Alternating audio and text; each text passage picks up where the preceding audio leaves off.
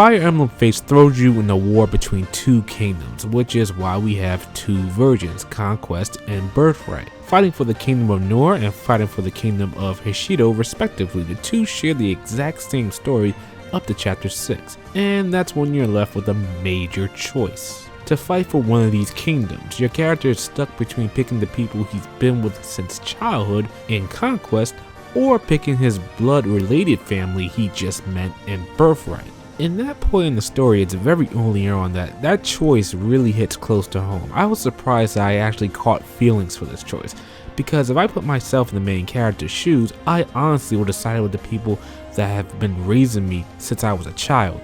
These are people that I've called family, brother and sister for years. To end up betraying them just felt wrong to me. So even though I got Birthright first, I didn't feel right with the choice that I made. When you buy whichever game, you've already made the choice. Plus, playing up to chapter 14 in Birthright, it also just didn't seem right. You took this character who has grown up in one place all of his life and throw him into a new setting and telling him that these people are your real family. It just felt weird, awkward, since I put myself in the main character's shoes. Again, I would side with the people that have been raising me since I was a child. So, I felt awkward, uncertainty, betrayal, alienation. I can't remember the last time I felt this way in a JRPG at all. Fire Emblem Fates make you feel for that choice you made, and that's pretty good storytelling. At least that's how it was in my eyes. But it's also a really cheap shot while you're playing Birthright. When you run into characters from Conquest, they make you feel like absolute shit for the choice that you made. So playing Conquest, I felt more at home, comfortable with the choice I made, and was really willing to stick it out for those 27 chapters of the game. Now playing Conquest or Birthright not only gets you to play with a different cast of characters from a different perspective of the story, but you also get two very different gameplay experiences. In Birthright, you get more easier gameplay. You can grind for however long that you want and get your characters to a sufficient enough level to fight the next chapter. The objectives are mostly easy, and it's just pretty much kill everything on the map. In Conquest, it gets much harder. Conquest doesn't give the same opportunity to grind for experiences whenever you want. You have to really play smart, because the objective isn't just kill everything. You get a limited number of turns in some chapters, you have to defend an area on the map or defeat the boss, and the enemies are just much harder, and they give very little money to buy better equipment.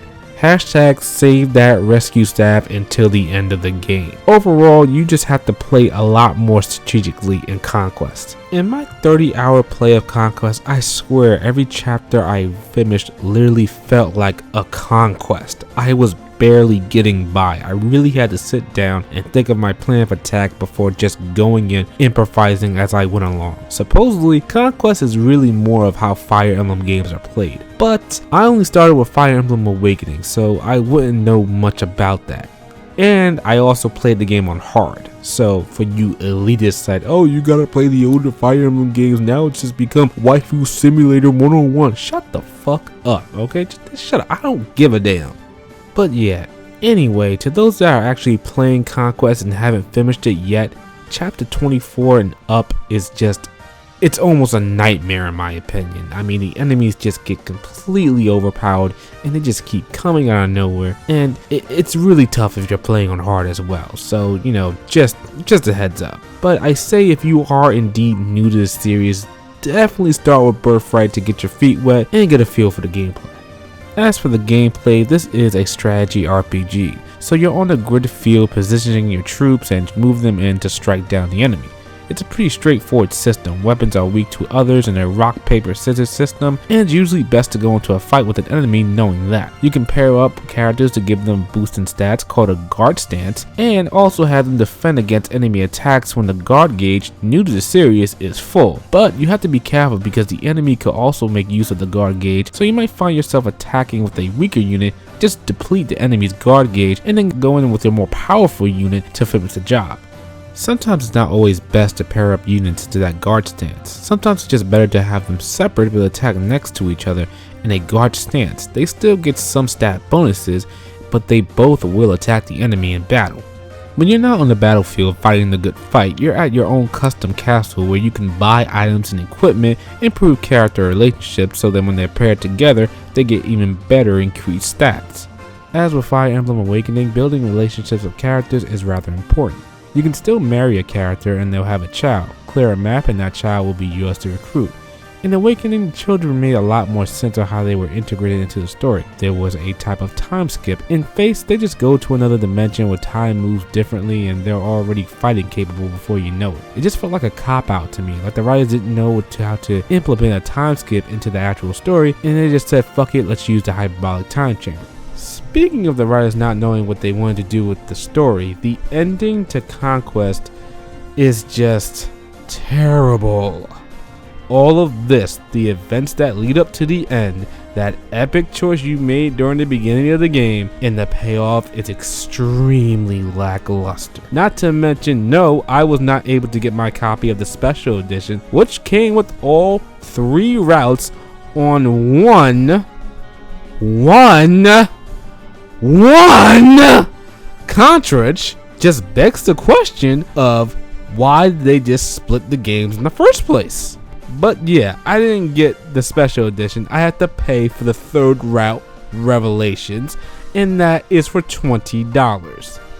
So yeah, if you don't believe it, I'll spell it out for you. The true ending to Fire Emblem Fates does not reside in Birthright or Conquest. There are too many unanswered questions for Fates to just end with those 2 alone. In order to get the answers you need, you have to play Revelations. So that in turn means to me, you hid the true ending to Fire Emblem Fates behind the paywall. Now, I'm assuming a lot of people that are playing Fates got the special edition because I don't see as much as an outcry about the story or about the completeness of the story as much as I think I should be hearing. The fact of the matter is this game was so knowing that there was going to be some questions left unanswered, so buy a 3rd route to answer those questions. If there's one major thing about DLC I hate is paying for stuff that should be in the game already, but then hiding the story, the ending to the story behind DLC, that is completely bullshit. And the end of the Conquest, the end of the Fire Emblem Fates Conquest compared to Awakening, Fire Emblem Awakening is just lazy. The final boss in Awakening has you fighting on top of a huge dragon, and that dragon is attacking you with an epic animation, and then you have the music, the epic music leading to that final confrontation, that final choice. But in Conquest, you just fight some guy who's corrupted. That's it. No epic showdown, no critical choice. Conquest by itself just feels incomplete as far as story goes. But I'll focus more on that a little bit later. Now the graphics in my opinion are a bit weird. I think the small sprite or pixel art, I guess you can call it, is all nice, but the character models for cutscenes and battle, they just look a little bit weird.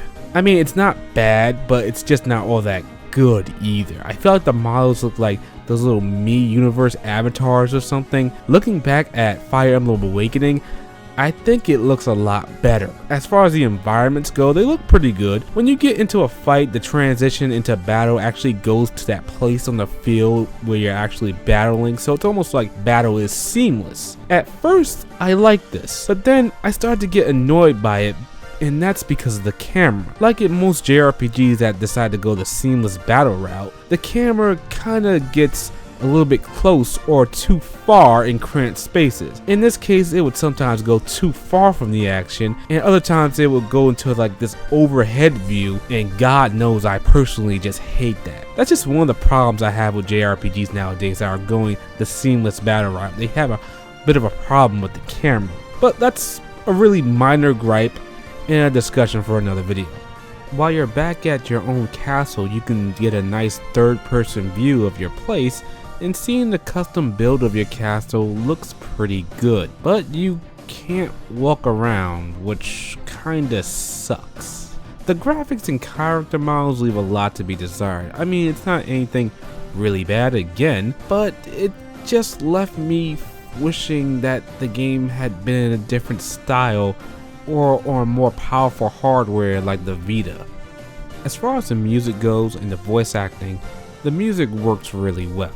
There are 2 tracks in particular that I just love: Road Taken and A Dark Fall. A Dark Fall is just highly epic and very appropriate for the battles that it plays on, and I can't remember the last time I felt so much hype for a JRPG battle music. The feeling of tension leading my squad into a seamlessly hopeless situation, being outnumbered, fighting for my family, fighting for control over a nation. It was just a perfect track. I mean, just listen to this. Listen to this epicness.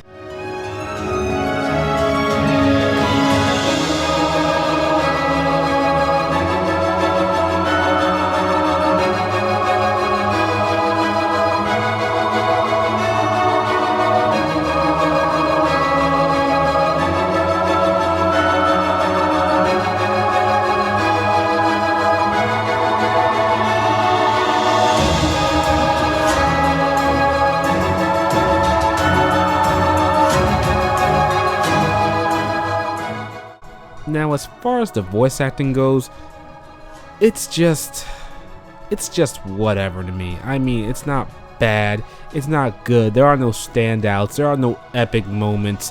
There are no epic moments of utter failure either. It's just there. I mean, I guess it works as far as Nintendo is concerned. And developers, do I wish there was a Japanese voice track? Because there isn't. Yes, I kind of do, but the dub does do a serviceable job. So, winding down to my verdict of Fire Emblem Fates Conquest. Okay, Fire Emblem Awakening was a great JRPG, among my top 10 JRPGs of all time. Fates takes what made Awakening great and doesn't stray too far from the formula. After all, if it ain't broke, don't fix it. And here, I don't really desire them to change it up too much, and that's good in this case, but for the next Fire Emblem, I wish that maybe it was on the console. I know that's probably a stretch given how well Fire Emblem Fates sold, but one can hope and dream. Now, while I did enjoy Fates on my Conquest run, there are problems with it, but not really within the game itself that I have a noticeable problem with. It's really the split of the games. Dividing it into 3 games begs the question, was it really necessary? As I said earlier, the special edition of Fates comes with all 3 routes on one 3DS card. So why they split it up into 3 games? Because they want your fucking money. That's why. Now guys, normally I get it.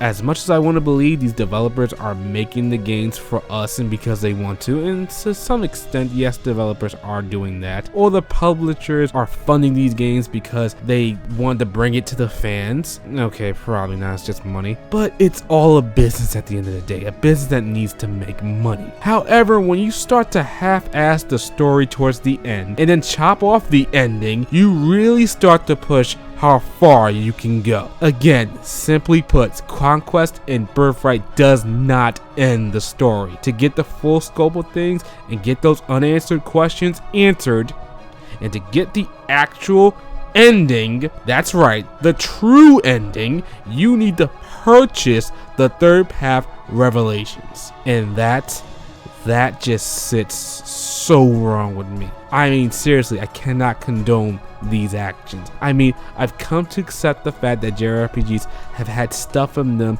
that have been standard for years taken out and all of a sudden become DLC. Outfits and costumes, weapons, side quests. Okay, fine, I hate it, I still do hate it, but I've grown to accept it. But the ending? No, hell fucking no. And I've still, to this day, have not paid for the Third Route Revelations, and I probably never will. So my final verdict for Fire Emblem Fates Conquest, and guys, this really took me a long time to think about. I have to give Fire Emblem Fates Conquest a B rank. The gameplay is great, I have no complaints about it. The difficulty spike might be a little bit harsh, but I feel it adds to the tension. All the things I've said that might have been negative about the game, at the end of the day, they're nitpicks, and I can't say that they're really honestly flaws. Besides the ending and the split of the games, the entire package is there, But that's only if you as a consumer feel comfortable paying extra for the complete story. That's all for this review of Fire Emblem Fates Conquest, and I will see you guys next time. Peace.